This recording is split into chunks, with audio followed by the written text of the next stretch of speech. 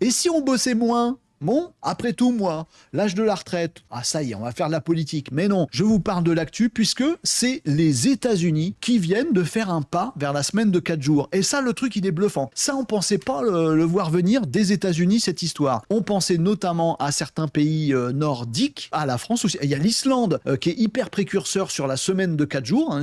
Ils sont déjà très très concernés par ça. Ils sont déjà passés à la semaine de 4 jours de travail, j'entends. Pas une semaine où on enlève les vendredis, samedis, dimanches. Non, semaine de travail de 4 jours. Donc il y a l'Islande, il y a l'Espagne qui a fait des tests, la Belgique, la France, hein, il y a des entreprises qui font la semaine de 4 jours et ça marche très bien. S'il y a un pays où on n'imaginait pas que cet écho puisse venir, c'est bien des États-Unis. Eh bien oui, c'est officiel, les États-Unis, par la voix du sénateur Bernie Sanders, eh bien Bernie Sanders et la gauche américaine ont déposé un projet de loi, hein, c'est vrai, c'est concret, hein, c'est pas juste une idée en l'air dans une interview, projet de loi pour que les États-Unis d'Amérique, oui, ce grand pays capitaliste, passent aux 4 jours, donc en réduisant la durée légale de travail, donc passer à 32 heures. Ça s'appelle le 32-Hour Workweek Act, donc c'est pour passer aux 32 heures, mais globalement sur l'ensemble du pays. Alors bien sûr, il y a des détracteurs contre cette loi, certains disent que bah non, ça va nuire à la productivité, d'autres disent non, regardez des expériences. Bernie Sanders, il a preuve à l'appui des cas dans lesquels ça marche très bien, voire même des cas de GAFAM à l'étranger. C'est le cas de Microsoft au Japon, ils sont passés à la semaine de travail de 4 jours, ça se passe très bien. Ils n'ont pas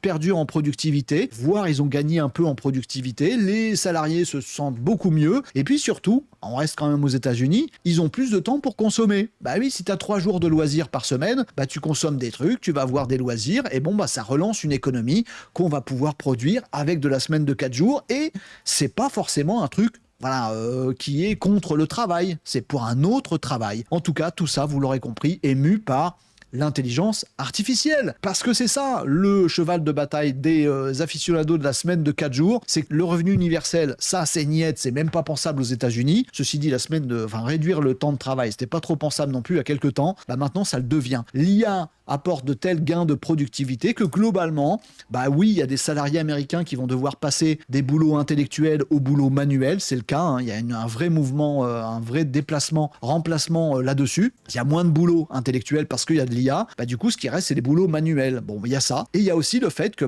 pourquoi pas, semaine de 4 jours pour rééquilibrer tout ça, faire consommer plus et travailler moins. Bon, étonnant que ça nous vienne des États-Unis, mais ça pourrait donner des idées, voire des envies. Oh, travaillez moins, on est pour quand même. Je sais pas, vous me direz ce que vous en pensez en commentaire. En tout cas, c'est sérieux et ça vient des États-Unis, donc c'est assez dingue. Ça commence à être une idée qui germe vraiment.